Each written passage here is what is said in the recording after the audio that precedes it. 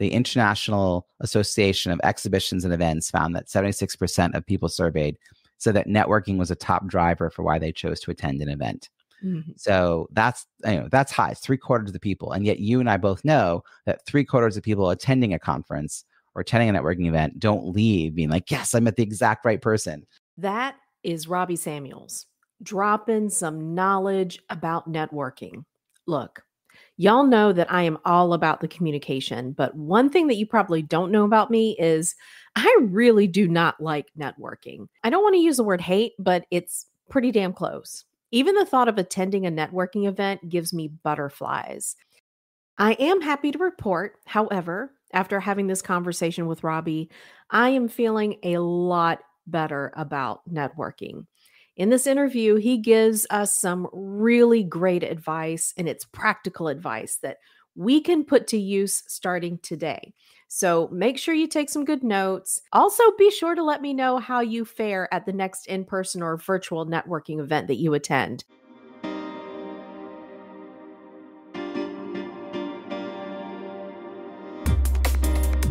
Welcome to the Communication 24/7 podcast, where we communicate about how we communicate. I'm your host, Jennifer Furlong.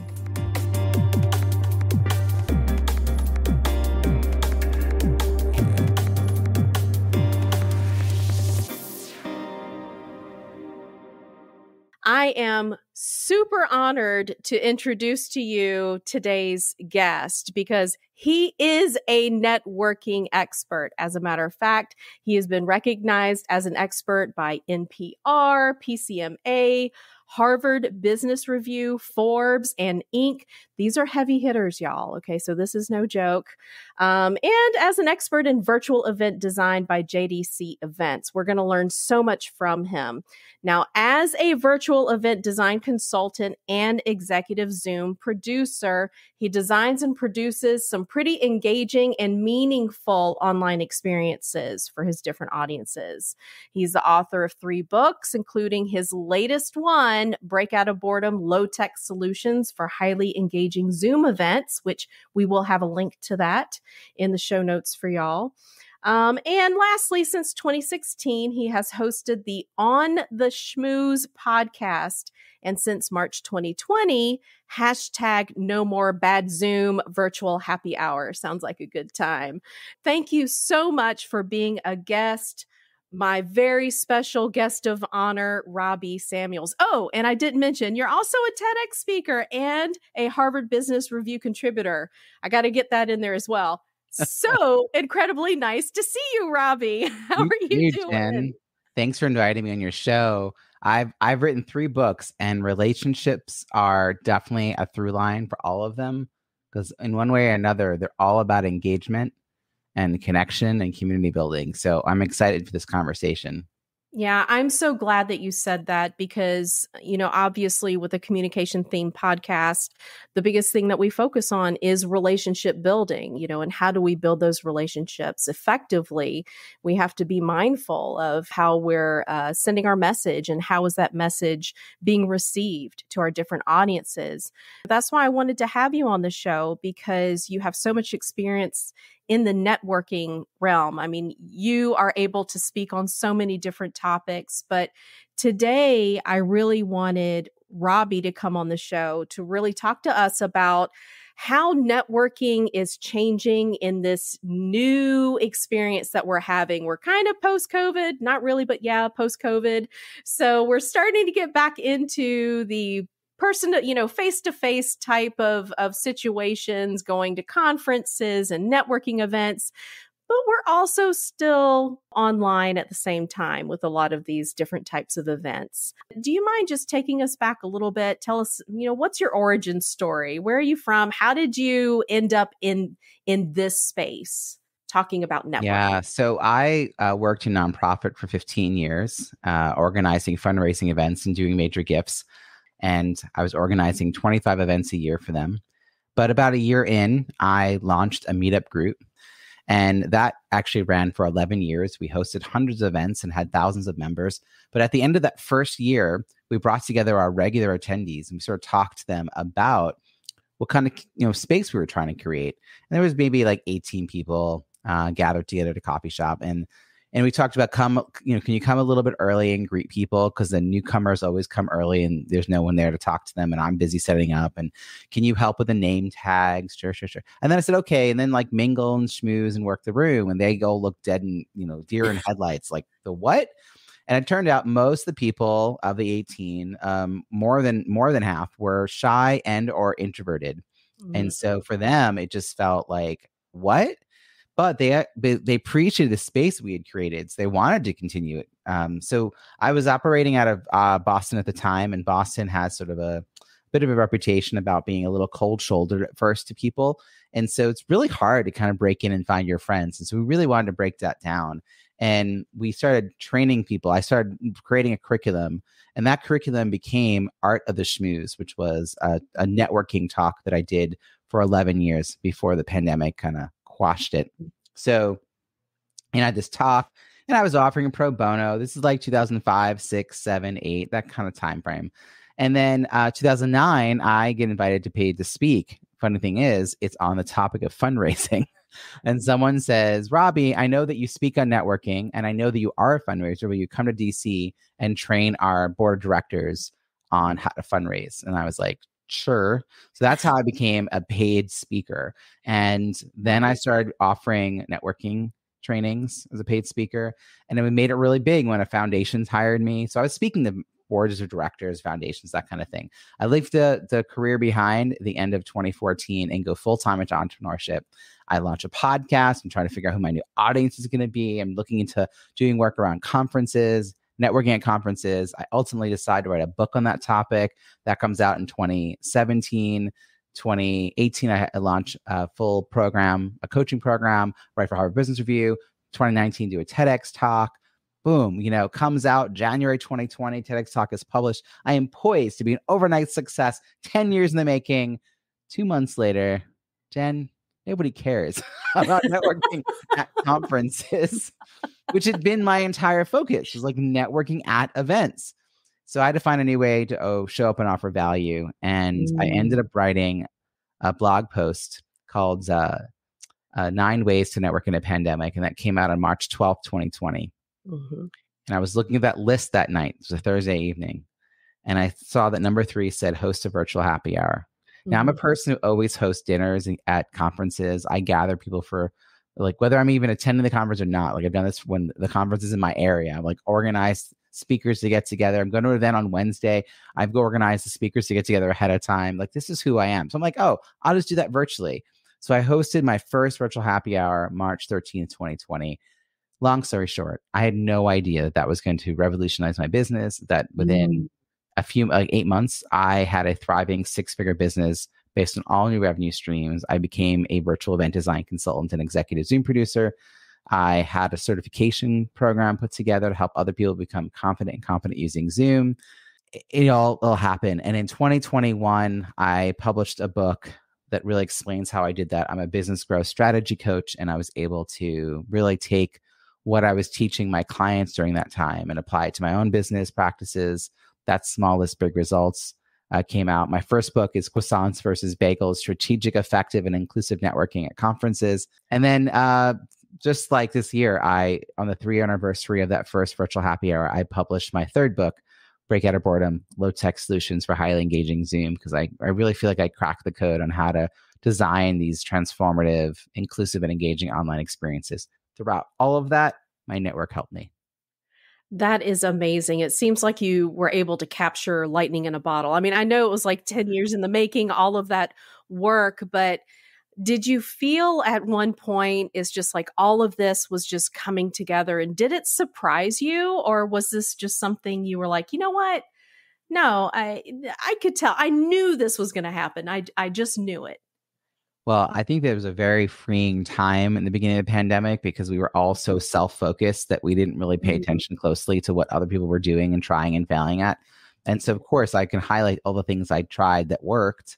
That's what I'm talking about today. Yeah. But there were plenty of things I tried early on that didn't stick, but we were just free to keep trying. I want to keep that space because there was like a mentalness, I don't know, just felt comfortable to be practicing and trying and innovating. I wrote about a year and a half ago or so. I remember writing an email that to my list that basically said it was inevitable that I ended up where I am today. Mm. At the time, on the path, no, it did not feel inevitable in that moment. But there is a combination of skills and passion and interest that I have that makes it make sense. Like in Yeah. the rearview mirror, it all makes sense. But at the time, I just knew that events are about content and connection.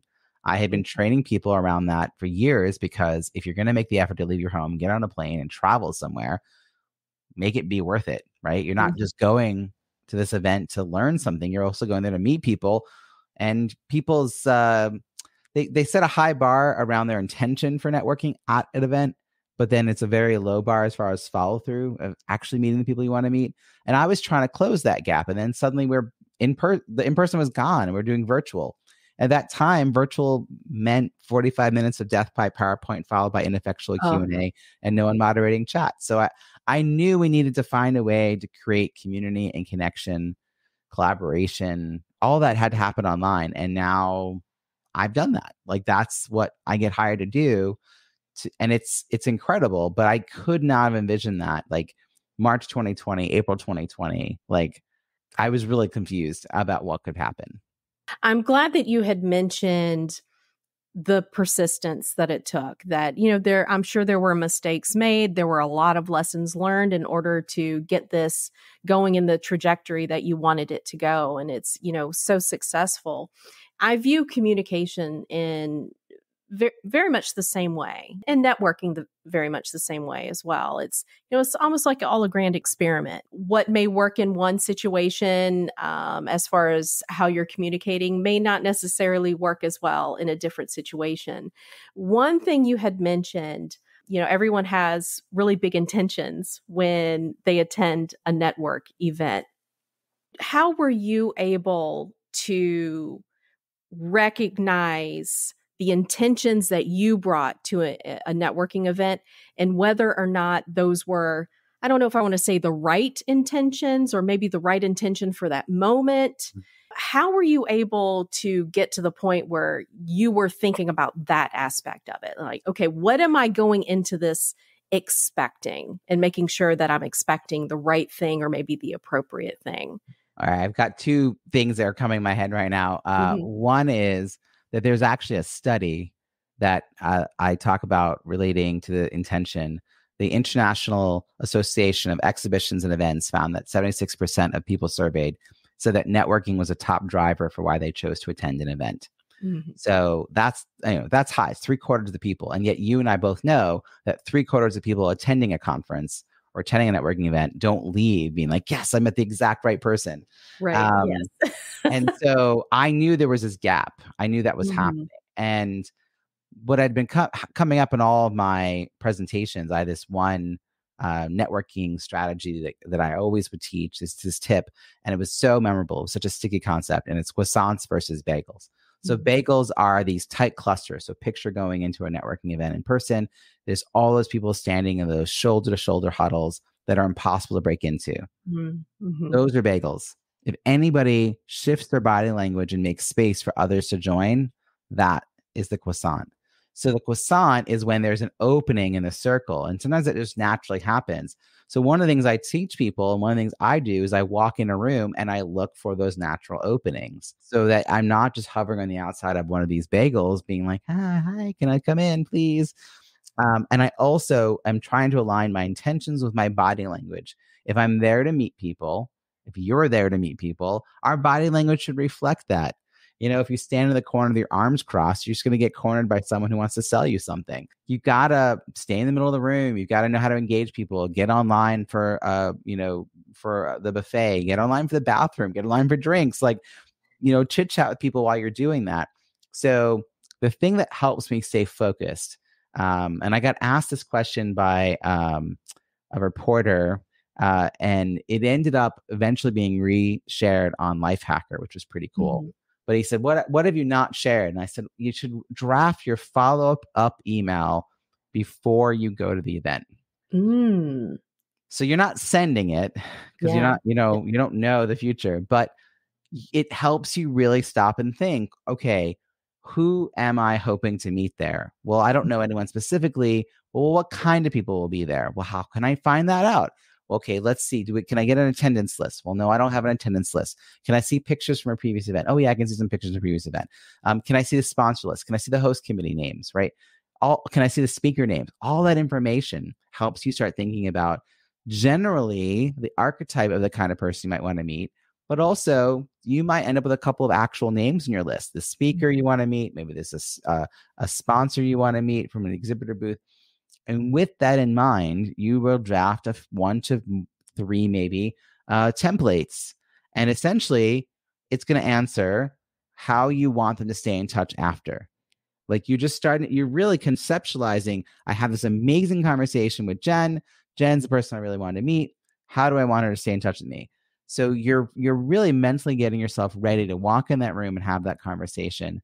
Now, if you go in the room having that mental preparation, and then you track your business cards on the higher priority people, and you also have time scheduled after to do the follow-up, what's your likelihood of following through on the follow-up? It's very high. Most of us don't have it mapped out that way. So we go in, we collect a random stack of business cards. The higher priority ones get mixed up with all the other ones. You don't do anything. We put them on the side of our keyboard, good intentions.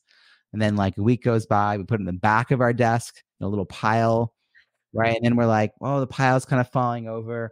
Let me organize it nice and neatly. I'm going to put it in the drawer. I have this little box in the drawer. And then like a year later, you open the drawer, you find them overflowing. You're like, I don't remember who he was from. I don't know if I did the follow-up or not. You recycle them and you head back out to another event. So let's break that cycle and track. I can say lots more about tracking the business cards. I have all kinds of ideas on that. But we have to have a plan. We're not just there to collect business cards. There's no benefit in collecting business cards. It's about building relationships. Relationships happen, Jen, when people are willing to schedule another conversation with you. It's not about that first conversation. It's when they're like, yes, let's meet again. I'm laughing because it seems like you have a webcam set up in my office and you can describe my process perfectly. I've worked with people like you. Yes. And you gave some valuable advice there, and it all focuses in on the intentionality of networking.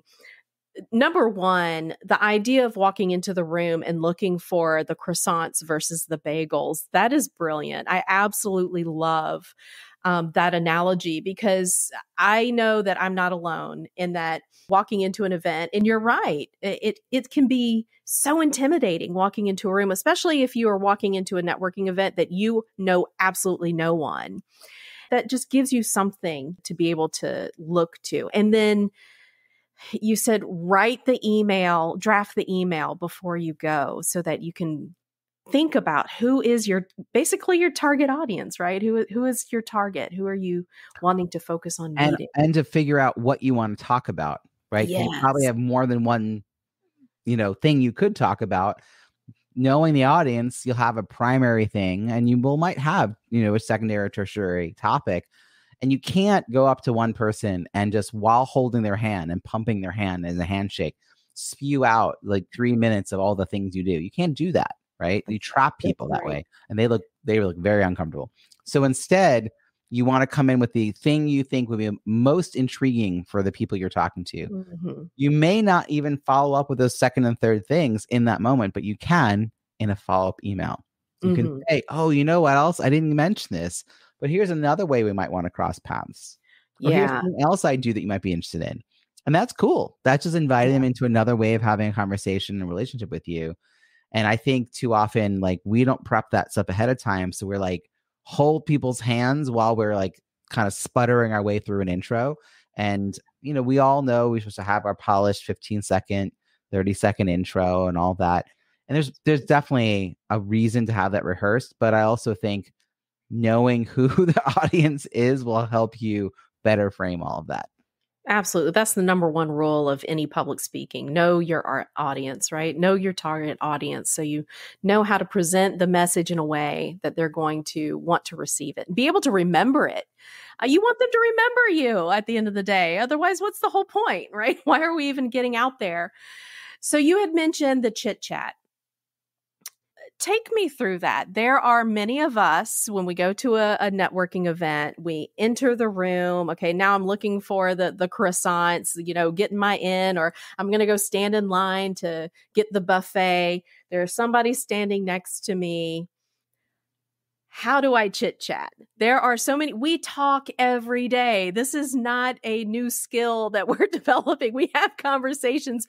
Our brain shuts down as soon as we enter the networking event. And then when we're staying in line, we have no idea, what in the hell am I going to say to this person? What are some tips that you have for someone who is just so incredibly uncomfortable in these types of situations? If you are a speaker or an event planner, you really should check out the Innovation Women website. Innovation Women has placed hundreds of women on stages across the world. Whether you are a beginner looking to book your first speaking gig or a seasoned professional looking to expand your connections, I highly recommend that you give Innovation Women a try. Well, the first thing to remember is that your best friends started out as strangers. Mm-hmm. Okay, so you actually have done this before. Yeah. Right. Yep. You have done this. You have met people usually in some sort of common circumstance. You've developed a connection and they are, your friends. And now we're thinking, okay, how do we sort of make a spark happen in this room? So my favorite, I've thought of many of these moments where I used to put myself purposely in spaces. I used to live in Boston for 20 years and I hosted tons of events, but I would purposely put myself at events where I didn't know people. I was really interested in the innovation, entrepreneur, sector, more not like the speakers, coaches, entrepreneur, but the startup world. But I didn't really know people in that space, but they would do socials all the time. So I'd show up to those kinds of spaces and I would circle the room looking for those openings. If you don't see the opening right away, I would head up to the bar. I remember this one time there was 3 special drinks for that night. Someone ordered a drink next to me and I said, how did you decide? They all look good. Yeah. Okay. There's the opening. Yep. Okay. Yep. By the way, that person, she walked me back to her friend. Her friend was talking to somebody. The guy she was talking to is the kind of person half the room knew. And so we ended up being near the front door and everyone who walked in stopped to talk to him, but he was busy in a conversation. So I was introducing people to each other who came over to talk to this guy. Wow. Talk about being in the right space, right? Yeah. Another moment, I'm in this in-person event. I don't know anyone. And someone went by with a tray of hors d'oeuvres. And I'm squinting at the tray, trying to figure out what it is and whether I want any. And as the tray goes by, I realize there's a woman on the other side who's looking kind of in the same direction, doing kind of the same thing. She's a Black woman in a room that is mostly white people. So I know that she's a demographic outlier and that she's probably feeling as uncomfortable as I am. She doesn't know that it's my first time, but I just sort of said, what do you think that was? And we had a great conversation. And so ultimately we ended up sitting down with a bunch of people and having a great time. Right. So I would often look for people. I think that you should remember whether or not you are a first timer or you are more of a host. So when I'm a first timer, I try to avoid the edges of the room. I know it's very easy to get into conversation with other wallflowers. The problem is there's no easy way to end the conversation because they don't know anyone to introduce you. So if it's your first time, stay in the middle of the room, go to the bar, hang out in the groups, keep open body language so other people can join your conversation. It's easy to leave a group when it's a larger group. When it's just 2 people, you have to kind of negotiate. So keep that in mind. If you know some people, if you've gone, I say a host, if you've gone 3 times in a short enough amount of time that you remember going 3 times, consider yourself a co-host. And if that's the case, you've met a few people. I think going over to the wallflowers and chit-chatting with them is a wonderful thing to do. But at the end of that conversation, you can say, hey, I know some people here. Is there anyone in particular you're hoping to meet? And that is a great way to both wrap that conversation and walk them literally over to another conversation. If you don't know anyone and you're finding yourself at the end of a conversation your first time, you can say that in reverse. Hey, I don't really know that many people here. Is there anyone you think I should meet? And it's based on the conversation you just had, they might be like, oh, yes, here's one person. Let me, and I did this once at a big networking event that was multi-sector, education, higher ed, corporate, nonprofit, everything was in the room. So it was hard to figure like your purpose. Like it just was this random gathering of Boston people. So I walked in saying I work in nonprofit. And so I got introduced to some nonprofit people. And then I said, I do advocacy in the world of nonprofit. And then they kind of went, oh, you know who you need to talk to? And then I said, I do this kind of advocacy. And then I got introduced to someone else. And then I said something else. And this guy said, you know who you need to meet? Jean. She's not here right now. Let me tweet her. This tells you how many years ago this was. It's a very long ago. And he tweeted at her, made an introduction. We went back and forth on Twitter. 2 months go by. I walk into a different networking event. She's at the table giving out name tags, sees me, grab my name tag, comes around and gives me a hug. Oh, wow. Yeah. We hadn't met yet in person, right? Yep. So, which reminds me a lot about the virtual stuff that's happening now. I mean, there's people I've been meeting with weekly for 3 years, and we have yet to meet in person. Never seen in person. Yep. Yeah. So those are just some ideas, like going with intention, staying in the middle of the room, it's your first time, having open body language. Also, if you go a little early, like as it's just getting started, you can actually talk to the host, the organizer, and really just say, hey, it's my first time. This is the kind of thing I'm into. If there's anyone you think I should meet, I'd love, flag me down. I'd love an introduction. And they may be willing to just like make that happen. I mean, for them, they want you to have a good time. So if you come in with that kind of clarity, you catch someone while they have the time, they may end up shepherding you to the right people to have that moment happen. Yeah. And that's some great advice. And I heard in there also, don't be afraid to be a little light in the moment, have some levity, be able to smile and laugh at some uncomfortable situations. Like the whole, what is that? What is that? Well, don't complain. Absolutely what you just said, Jen. The worst thing you might do is let's say you're on a buffet line and you're vegan and you're like so miffed, which is totally legit that there are no vegan options. But if you say that in a certain way, you might be saying it to someone who actually has influence over the menu for next time. And they're not going to hear you. They're not going to take in that information if you say it in a like really negative way. So we have to be careful. I mean, we want to keep things light. And, I've definitely gone and used the like, is that good? Like someone will eat some dip. And I'm like, oh, is that good? I still remember this like buffalo chicken dip that someone sold me on because I'm not a big, at the time, I've actually like it better now, but I wasn't into a lot of spice. Yeah. And I was like, it looked really good though. And they were like, they sold me on it. So those are just, we meet people anywhere. It could be the, registry of motor vehicles, right? That's right. Networking happens wherever you are. You are constantly doing it. You just don't call it that. And I'm going to say something kind of controversial. It is a quote. It is not mine. Women are not good at networking. I was told this by a woman who was hiring me to speak at her women's professional network. And she said it's because, and this is her way of backing up that statement, men are constantly, handing out their business cards and talking about business. And I was like, oh, so basically they're good at transactional networking. And that's right. What? And then I was like, but women know how to help. Women know how to come together and support each other. Right. Like women aren't competitive. And of course, these are generalizations. Some men are really good at all those things. And some women are lousy. I have some bad examples of women networking too. But I just think that if we reframe networking into helping, wow, it's a lot easier to think that way. It's like, how can I be helpful? It's not about what's in it for me. It's like, how can I help you? And you are so right. You're so right. Because I do think that women do tend to be very hesitant. It's almost like that. You think of it as a sales pitch, and I'm not comfortable talking about myself, tooting my own horn. And that's really not a really good positive way to think about networking. We're developing relationships and saying, is there some way that I can be of service? Like you said, is there some way that I can help? That's a great way to go into it with that type of an attitude.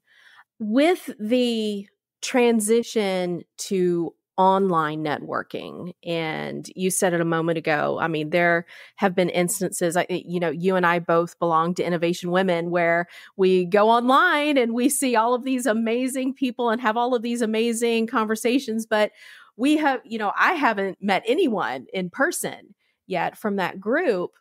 What are some of the sticky points that you have noticed, as we've transitioned to the online type of networking? Are there some things from the in-person networking that you feel they have translated well to the online environment versus things that you've noticed in in-person networking that they absolutely are not translating very well in the online environment? I think that, we should think of these as two different types of sports games. I'm not a sports ball person, so I'm going to try to do this.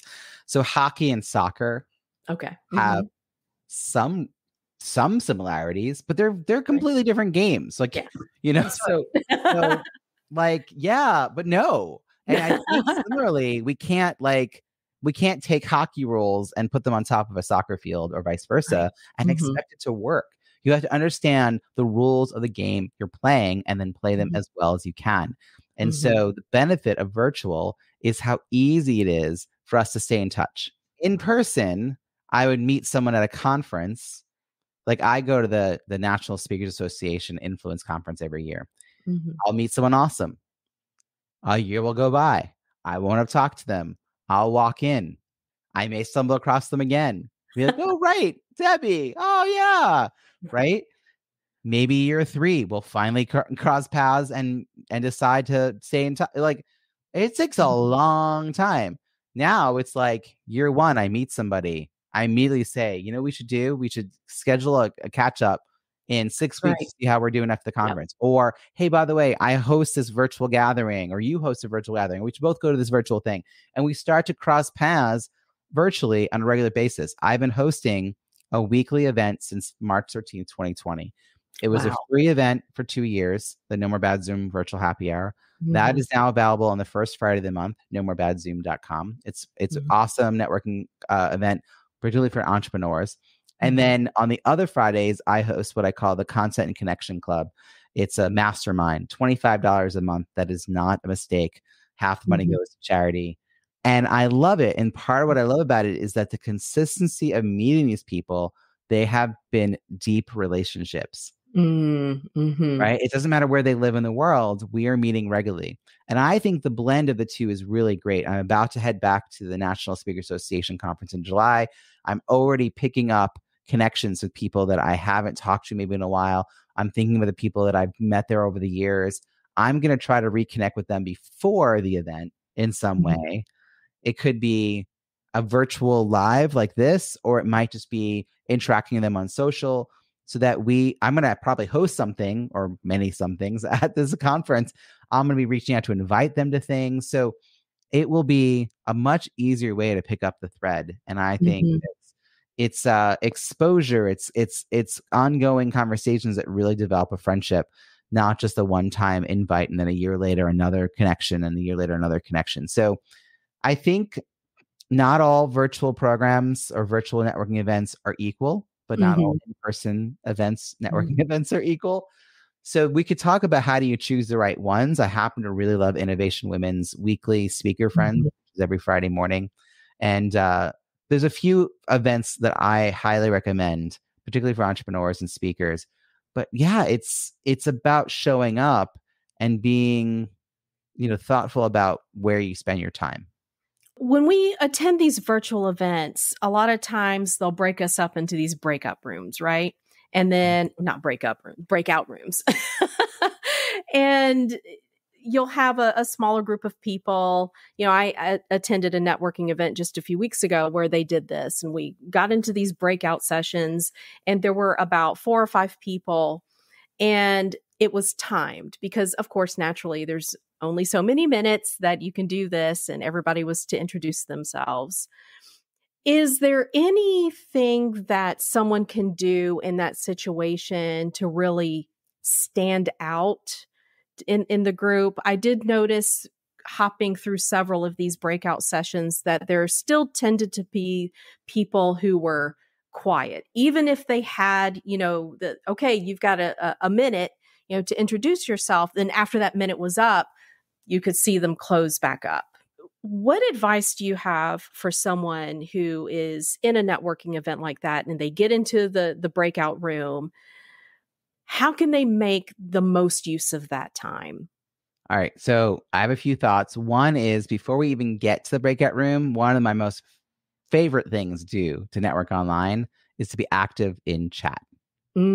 Whether you're on a Zoom meeting or you're in even a webinar where you can't see the other participants, if you're active in chat, it helps you stand out. So this is something you cannot do in person, which is my example of different rules. Right. Now, what might you put in there? Sure, you could pitch yourself nonstop. Nope. That's not a good plan, right? That's like throwing business cards at people as just walking around a room, like spraying and praying, hoping things stick. Instead, if a speaker mentions a resource, a website, a podcast, a book, you go and you find that resource online and you put the information in chat. You mentioned a book. Okay. I go to Amazon, I grab the title of the book, I get the author, the name, I get the link, I put it in, right? I do it right away. I do it fast. Yeah. People start to notice. Now, if I happen to have a resource of my own to share, sure, I'll share it. But now that's just one of many resources I'm putting in chat. It's not just me loading up chat with resources of my own. I'm not like, buy this, buy this, buy this. That's something that anyone can do. Another way to do this is to share your takeaways in chat. On Speaker Friends, the Innovation Women, there is one woman who is really consistent about capturing the takeaway from what people are saying on the mic. Yeah. And she puts it in chat as people are speaking. That's a great way she stands out. That's just what she does. So those are two things you can always do, whether you're in a big group, whether you're in a webinar with thousands of people, or you're in a small group of 4 or 5. You can be resource rich by just helping keep track of things that are being said or sharing the resources.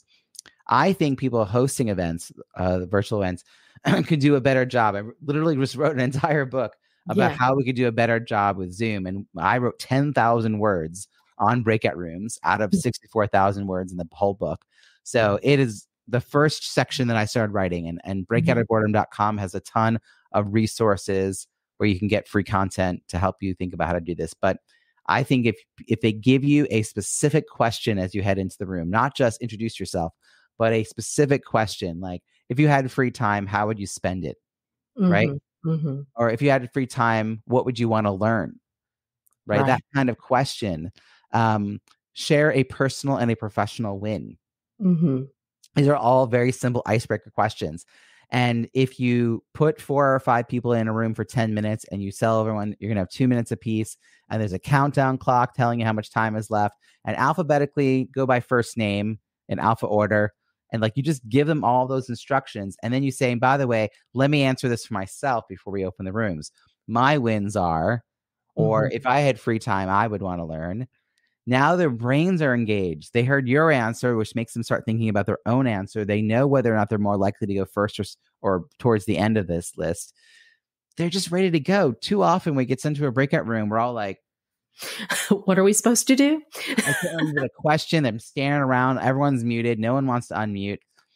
So, before you open the breakout room, is put the prompt or the question in the main room chat so it comes over to the breakout rooms. They can open up chat to review. There's all these little nuanced things. So, one is having a specific question is really helpful. Having an order, but nothing cutesy. No, like longest to shortest hair, brightest color shirt, birthday order. Like, I've talked about horoscopes a lot in the last 3 years because of the prompt. Seriously. And it has nothing to do with the question. It takes time. So first or last name, alphabetical or reverse alphabetical, totally works. If their last name's not showing, they go first. Makes a lot of people update their name. So it's just little things like that. I think coming and being ready to be present. This is a hard lesson for me to learn a long time ago, Jen, that engagement looks different for everybody. That everyone does not need to be speaking in order to be engaged. That was a tough lesson for me to learn because I'm an outgoing extrovert. That's how I measure engagement. That's not true for other people. So for instance, one of the debriefs I like to do when coming back from a breakout room is to say, hey, some of you naturally take lots of notes. If you're a person who often just you have like pages of notes from this conversation you just had for 10 minutes. Will you please use the raised hand feature and share with us your top 2 takeaways? Yeah. Because Yeah. most likely they were not actively having communication on the mic, but their engagement was still there. And I want to honor that. And we'll get some great insights from those folks who are paying attention in that particular way. So it's just, I think there's a lots of ways we can design virtual. The benefit of virtual against in person for this moment is that you didn't have to find this group of 4 or 5. In person, you've got to go up to people and see whether they're going to let you in. That's right. You've got all that barrier you got to get past. But in the virtual world, magically, you just get put into a room. Even when it's poorly designed, at least you haven't had to go find these 4 or 5 people, and you make the most of it in that moment. Yeah. And making use of the chat. I think that is such valuable advice for people who may be uncomfortable. Like you said, engagement comes in all forms. So if you're the type of person, maybe in the larger room, I don't have a whole lot to say, but if I'm capturing some of the talking points, or like you do, just looking up some things and being of service, just adding that stuff in the chat room, what a fantastic way to get through that. That's wonderful. And I'm glad you said that there are different ways to engage. I think that takes a lot of pressure. I think people end up putting too much pressure on themselves sometimes, that I'm going to go to this networking event, whether it's online or in person, and I have to meet as many people as possible. And no, I mean, even if you go in, there's one person I want to meet. If there's just one person that I want to meet, you've been successful, I think. My goal that I tell, because I work with lots of introverts and or just shyer people, and they're different scales, right? Like my wife's a shy extrovert. I dated someone who was an outgoing introvert. So it's different scales. But I think that if you're going to leave your house, make sure the time is well spent. If you're going to go to an in-person event in particular, and if you're really clear on what your goals are, your goal was to meet 3 people, or maybe 3 kinds of people, or 3 people wearing a yellow shirt, right?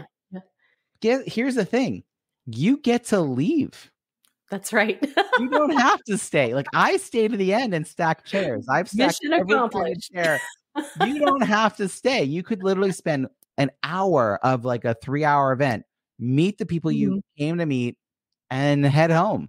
So that's right. It's about being really clear with your metrics. Now, I want to say that not all in person are equal. We talked about that, but virtually there's a lot of variation. So I mentioned Innovation Women a few times. I hope you put a link into them. Oh, absolutely. My event, nomoorebadzoom.com, I think is a great option. There's another one I go to called Generous Entrepreneurs in Media.com. GEM for short, Generous Entrepreneurs and Media. It's basically podcast hosts and would-be guests, which is pretty cool.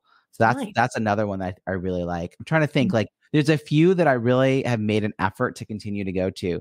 And one of the things that have happened is that they've been willing to take feedback from me about how they run their events. Because it's like, for me, it's like getting in the back of a cab. I know exactly where I want to go. I just don't have a car. And I know which direction, and then the cabbie goes a different way. And I'm like, what are you doing? So like, I want to make sure that the people I'm entrusting, my driver, are doing a good job. And I will go back and I will talk up all the events that are out there that are really good. But you've got to figure out who your groups are and what you're going for and who you want to meet. Because I've gone to some networking events that have just had a lot of people that weren't quite the right people, whether it's in person or virtual. It's like, is this helping me?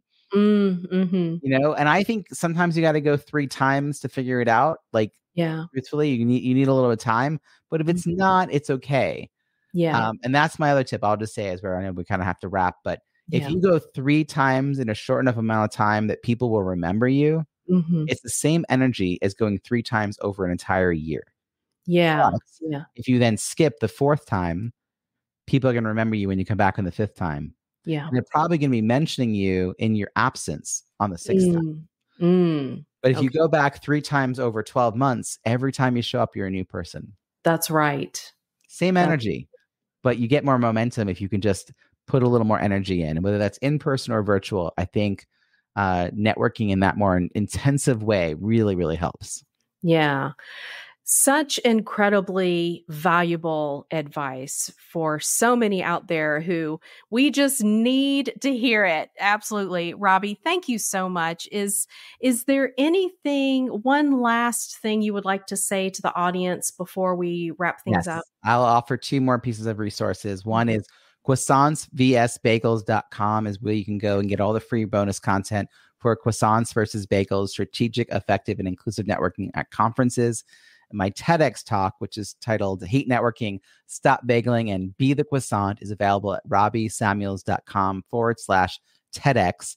I also love when people connect with me on LinkedIn. I hope folks will reach out there or just go to robbiesamuels.com where you'll find all the links and resources I've mentioned and many I did not. And I wish everyone luck as we kind of navigate going back in person. Don't lose touch with the fact that you still have these virtual gatherings in a way we never had before. Even just hopping on a Zoom call with someone, which is such a natural thing now, 4 years ago, really wasn't. So I wish everyone luck as they sort of venture out into the world. Robbie, thanks again one more time for being on the show. It was an honor. I learned a lot. So I know that the listeners absolutely are taking away some gems today. So thanks again. Everybody have a great rest of your day. And remember to keep in touch. Communication247.com. See you next time.